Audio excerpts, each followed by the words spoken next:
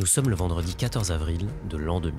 Il est 16 h, la cloche sonne la fin de la semaine à la bourse de New York. C'est la clôture. Le Nasdaq, l'indice boursier à forte composante technologique, affiche 3321 points. La séance a été un bain de sang avec moins 9,7%. Cette semaine, ce sont 2000 milliards de dollars de capitalisation boursière qui se sont évaporés. Personne ne l'avait vu venir. Le silence est glacial. Pour comprendre ce qu'il s'est passé, il faut retourner 10 ans en arrière. Bonjour, je suis Mounir, le fondateur de Finari, la chaîne d'éducation financière numéro 1 en France. L'histoire de la bulle Internet est palpitante, mais cette vidéo a vocation à être plus que du simple divertissement. En comprenant les crises passées, on peut connaître les signes avant-coureurs d'une crise future. L'histoire ne se répète pas exactement, mais elle rime. La comprendre, cela vous permet de garder la tête froide quand le monde perd la raison. Actuellement, Donald Trump met le monde à mal avec ses droits de douane et l'intelligence artificielle crée une euphorie sans précédent sur les marchés financiers. Afin de ne pas répéter les erreurs du passé, il faut le connaître. La morale de l'histoire que vous vous apprêtez à regarder, c'est que tout ce qui monte très haut, très vite, finit par redescendre. Si vous pensez que cette vidéo peut aider quelqu'un comme vous, partagez-la. Le 20 décembre 1990, le CERN met en ligne le premier site internet de l'histoire. Il a été créé sur un ordinateur Next, la nouvelle société d'un certain Steve Jobs. C'est la naissance du World Wide Web. Il y a 15 ans, ça c'était de la science-fiction. 1991, naissance d'une drôle de formule, http://www. On peut aussi se cultiver durant la pause repas en visitant le musée du Louvre, voilà, tout en s'amusant avec l'étoile de maître. En 1991, l'Internet est indéniablement révolutionnaire, mais c'est encore une curiosité de laboratoire. Personne ne comprend encore la place que va prendre cette technologie dans nos vies. Internet ? Je sais pas ce que ça veut dire. Quoi ? C'est un programme qui permet de savoir un peu tout. À cette époque, on considère que la plus grande faiblesse d'Internet, c'est sa lenteur à l'utilisation. Seul problème, la vitesse, ou plutôt la lenteur. Il faut plusieurs minutes pour afficher une seule image. En 1994, on a compris que le vrai problème se trouvait ailleurs. Supposons qu'il n'existe pas de moteur de recherche. On ferait quoi? On aurait l'impression d'être dans une vaste bibliothèque, mais où sont les livres? En décembre 1994 d'ailleurs, Marc Andreessen dévoile Netscape Navigator. C'est un logiciel peu commun. Il permet aux internautes d'entrer des mots-clés et d'obtenir des suggestions de sites à visiter. Bref, c'est un moteur de recherche. Le succès est immédiat. Un mois plus tard, il y a 27 000 sites web disponibles sur le net. 2 mois plus tard, ce nombre a doublé. La croissance commence à devenir exponentielle. En France, ils étaient 75 000 à utiliser Internet à l'époque. Au niveau mondial, on compte déjà 40 millions d'internautes.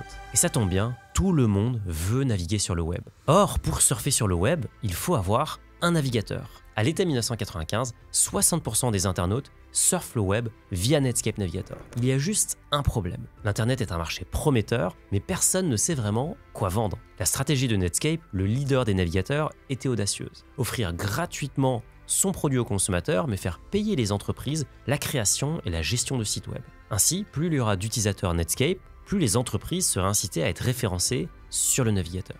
L'introduction en bourse, ou IPO de Netscape, ne se fait pas tarder. Le 9 août 1995, le cours d'introduction de la Netscape Corp est fixé à 28 $ par action. C'est tout simplement du jamais vu dans l'histoire du Nasdaq. Et pour cause, cette entreprise, créée il y a à peine un an, entre en bourse avec seulement 17 millions de dollars de chiffre d'affaires. Et surtout, elle perd de l'argent. Mais personne ne semble s'en préoccuper. L'engouement pour l'IPO est total. À la fin de la journée, le prix de l'action Netscape était de 58 $, soit une performance de plus 107%. Netscape est si demandé qu'en appelant au téléphone la société de courtage Charles Schwab, on pouvait entendre « Si vous êtes intéressé par l'IPO Netscape, appuyez sur la touche 1. » Après cette première journée complètement folle, Netscape vaut 2,9 milliards de dollars, ce qui place l'entreprise au même rang qu'un groupe comme Nike. En un jour, elle pulvérise les performances que d'autres entreprises auraient obtenues en plusieurs décennies. Le monde est sous le choc. Dans les livres d'histoire, le 9 août devient le Big Bang de l'Internet économique. À Wall Street, c'est la frénésie. Les cerveaux les plus brillants quittent les salles de marché pour se lancer à leur tour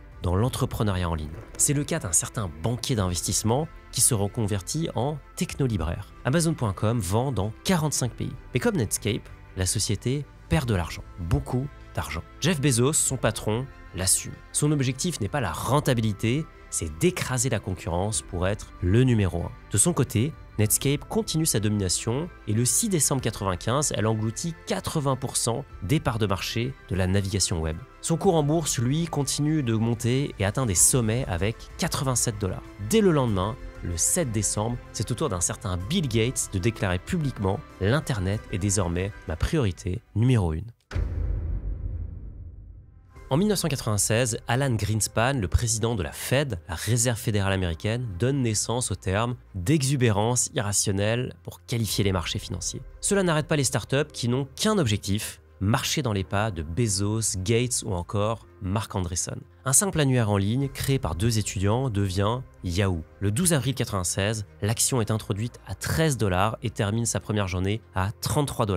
Alors certes, Yahoo n'a généré que 1,1 million de dollars de bénéfices, mais cela ne l'empêche pas d'être valorisé à 850 millions de $. Cet IPO crée un précédent, même sans modèle économique solide, les sociétés Internet attirent des valorisations astronomiques. En France, l'Eldorado séduit aussi, mais le pari est différent, investir en masse dans l'infrastructure de télécommunications. Une approche moins risquée. Pas besoin d'idées hors du commun, il suffisait de s'enrichir grâce à la démocratisation d'Internet. Essayons de faire que les Français se réveillent, notamment en fournissant un certain nombre de contenus en français. Parce que ce qui gênait aujourd'hui par rapport à Internet, c'est que la plupart des contenus étaient en anglais. Club Internet, c'est avant tout Internet en français, fait par des Français pour les Français. Parmi ces acteurs, un ingénieur français fait exception, un certain Pierre Omidyar. Déjà installé aux États-Unis, il lance sa plateforme d'enchères en ligne, auctionweb.com, qui deviendra plus tard eBay. La légende veut que la première vente qui ait lieu sur eBay soit une imprimante laser cassée, vendue 14,83 $. Pierre Omidyar, surpris que quelqu'un achète un objet défectueux, demandera à l'acheteur pourquoi il a fait cet achat. La réponse ? Je collectionne les imprimantes laser cassées. Qu'elles soient vraies ou embellies, cette anecdote résume tout le potentiel de la vente en ligne. Sur Internet, chaque objet peut trouver son acheteur, peu importe sa rareté ou sa condition. 1996 marque aussi un tournant culturel. Les journalistes n'ont que le mot « start-up » à la bouche. Les dossiers spéciaux sur les promesses d'Internet se multiplient. La question de l'année à Wall Street, tu n'as pas encore investi dans une .com ? D'ailleurs, pour ceux qui ne l'auraient pas compris, .com, cela signifie .com, mais en anglais. En 1996, les bases de tous les usages qu'on connaît aujourd'hui sont déjà en place. Les utilisateurs affluent, les capitaux aussi. Les entreprises Internet ne sont plus des ovnis, elles deviennent les stars de la bourse. Et pourtant, dans l'ombre, une tension commence à monter. Les modèles économiques de ces sociétés sont encore flous. Les dépenses publicitaires, elles, explosent. Et évidemment, qui dit Eldorado, dit aussi arnaque. Et ce sera le thème des années à venir.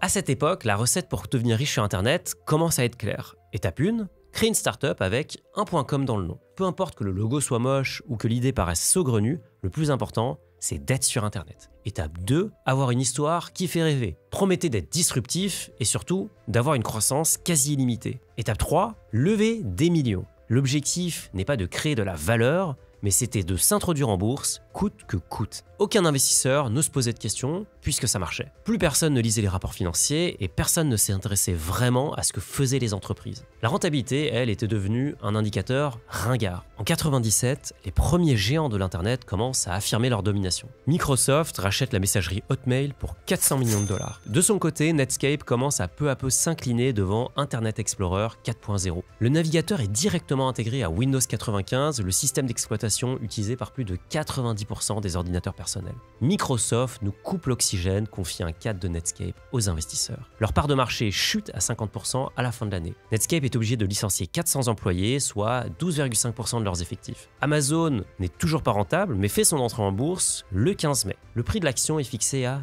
18 $.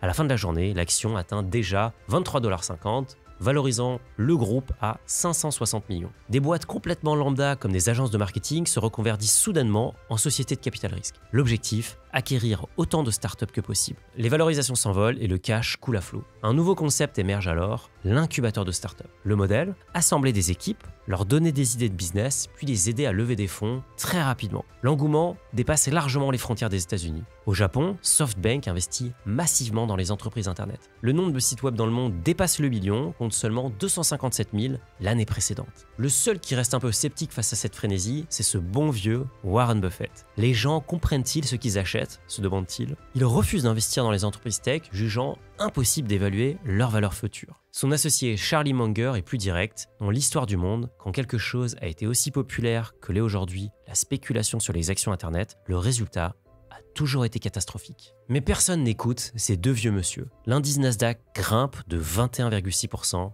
sur l'année. La croissance exponentielle se poursuit. Le nombre d'internautes dépasse les 130 millions de personnes. Chaque semaine apporte son lot d'introductions en bourse. On peut par exemple citer GeoCities, un service d'hébergement de sites web qui était gratuit. Alors qu'il n'avait généré que 7 millions de dollars de chiffre d'affaires et perdu 8 millions depuis sa création, il est racheté pour 3,5 milliards de dollars par Yahoo. eBay, la société de Pierre Omidyar, rentre en bourse à 18 dollars et l'action termine à 47 dollars le premier jour. L'ingénieur français devient instantanément milliardaire. Catel, un modeste distributeur de disques dont vous n'avez jamais entendu parler, décide de devenir Catel.com. De son business model, rien ne change. Pourtant, sa valorisation est multipliée par 7. À Wall Street, on théorise formellement l'effet .com. Goldman Sachs, Morgan Stanley et Merrill Lynch créent des divisions dédiées aux IPO technologiques. Pour justifier des valorisations sans précédent, leurs analystes inventent de nouvelles métriques. Le ratio prix sur perdu. Il permet de valoriser une entreprise en fonction du nombre de visites sur son site internet, peu importe que ces visites ne soient absolument pas monétisées. Le burn rate, la consommation de cash d'une entreprise. Paradoxalement, un taux élevé de dépenses devient un signe positif interprété comme un investissement dans la croissance future. L'avantage du premier arrivé. L'idée qu'être le premier sur un marché garantit quasiment la domination future. À la télévision, la couverture boursière est un spectacle permanent. En bas des écrans, peu importe le programme, on voyait constamment défiler des alertes sur le moindre mouvement de prix. Forbes, Fortune ou encore Business Week consacrent leur couverture aux nouveaux héros de l'économie numérique. Jeff Bezos, Bill Gates ou encore Jerry Yang de Yahoo. L'Internet lui-même devient un vecteur de propagation des rumeurs et des conseils d'investissement. Les forums de Yahoo Finance et de Silicon Investor voient leur fréquentation exploser. Des particuliers s'y échangent des tuyaux sur les prochaines actions qui vont monter en flèche. La folie spéculative s'étend aussi au marché immobilier. Dans la Silicon Valley, le berceau de la tech, les prix explosent. Des ingénieurs devenus millionnaires grâce aux IPO achètent des maisons à des prix insensés, parfois même sans les visiter. Les restaurants haut de gamme de la région affichent complet des mois à l'avance et les concessionnaires de voitures de luxe ne peuvent plus suivre la demande. Et tout ce beau monde continue de s'enrichir grâce au Nasdaq qui finit l'année à plus 39,6%, plus du double de la croissance de l'année dernière. Après Warren Buffett en 97, c'est au tour de George Soros de tirer la sonnette d'alarme en 98. Il déclare « Nous sommes clairement dans une bulle spéculative, le défi n'est pas de déterminer si c'est une bulle, mais quand elle éclatera. Mais sa voix reste noyée dans l'euphorie ambiante. Personne ne veut que la fête s'arrête. Et ça tombe bien, elle ne fait que commencer. » Le terme de nouvelle économie est sur toutes les lèvres. Même Bernard Arnault est pris par la fièvre. Il crée EuropaWeb, sa holding d'investissement dans les startups. Les introductions en bourse sont devenues routinières. TheGlobe.com, un réseau social primitif, finit sa journée d'introduction à 800 millions de dollars de capitalisation boursière. Priceline.com, un site de réservation d'hôtels et de billets d'avion, finit à 14 milliards. William Shatner, le célèbre acteur de Star Trek, accepte d'être le porte-parole de la marque en échange d'actions plutôt qu'un salaire. Cette décision le rend multimillionnaire. La chaîne de jouets Toys R Us devient temporairement ToysRUs.com et voit sa valeur boursière grimper de 40% le jour de l'annonce. Le nerf de la guerre, c'est la popularité. Les startups internet dépensent des fortunes en marketing afin de se faire connaître. Lors du Super Bowl de janvier 99, 17entreprises.com achètent des spots publicitaires à 2 millions de dollars les 30 secondes. Le plus mémorable reste celui de Pets.com, un vendeur de croquettes en ligne. Sa marionnette en chaussettes est devenue le symbole de cette ère d'excès. Des millions sont dépensés en soirée pour des événements d'entreprise. 1,5 million de dollars pour les Red Hot Chili Peppers, 16 millions de dollars pour The Who et Kiss. Rien n'est trop beau pour une start-up du .com. La folie atteint même les particuliers. Les personnes ordinaires quittent leur emploi pour se lancer à plein temps dans l'achat-revente d'actions Internet. Les plateformes de courtage en ligne comme eTrade ou encore Ameritrade connaissent une explosion des volumes. Plus besoin d'appeler votre courtier, désormais vous pouvez acheter des actions directement depuis votre ordinateur. Les médias relaient en boucle des histoires de secrétaires ou de chauffeurs de taxi devenus millionnaires grâce aux IPO technologiques. La peur collective du bug de l'an 2000 alimente encore plus l'hystérie. Les entreprises en profitent pour vendre des solutions de mise à jour au prix complètement délirant. En 1999, le Nasdaq commence l'année à 2208 points et la termine à 4069, soit une hausse de 85%. En 4 ans, l'indice a grimpé de 400%. L'euphorie est totale et même si personne ne veut l'entendre, la fête commence à virer au drame. Tout ce qui est trop haut doit redescendre.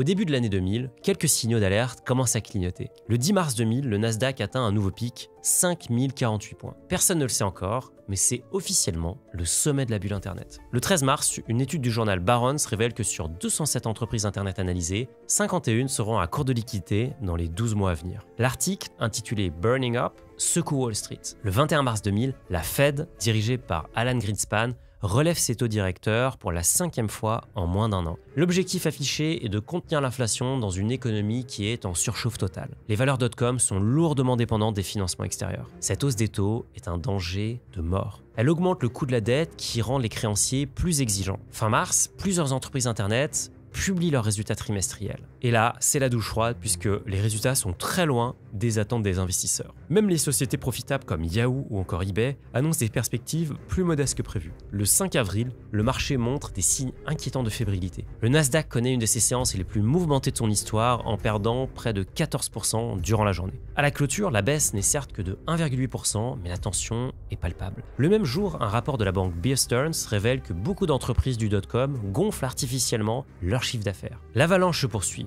Le 7 avril se produit un nouveau phénomène économique préoccupant. La courbe des taux s'inverse. Dans les coulisses de la Silicon Valley, l'ambiance change drastiquement. Les fonds de capital risque, les fameux VC, commencent à envoyer des mémos à toutes les entreprises dans leur portefeuille. Les messages: atteignez la rentabilité le plus vite possible. Réduisez immédiatement vos dépenses marketing. Préservez votre cash à tout prix. Des consignes qui contrastent dramatiquement avec le mantra « Get Big Fast » qui prévalait jusqu'à là. Les médias, eux aussi, commencent à changer de ton. L'émission 60 Minutes diffuse un reportage sur des particuliers ruinés par la spéculation sur les valeurs .com. Un dernier facteur vient encore aggraver la situation. Le 17 avril 2000 était la date limite pour le paiement des impôts aux États-Unis. Or, de nombreux investisseurs avaient réalisé des gains très importants lors de la hausse délirante de l'année précédente et se retrouvent donc face à des factures fiscales très importantes. Sans liquidité suffisante, beaucoup sont contraints de vendre des actions afin de payer leurs impôts. Cette pression à la vente supplémentaire dans un marché qui est déjà fragilisé crée un effet boule de neige. Le vendredi 14 avril, dernier jour de bourse avant la fameuse échéance fiscale, c'est la rupture.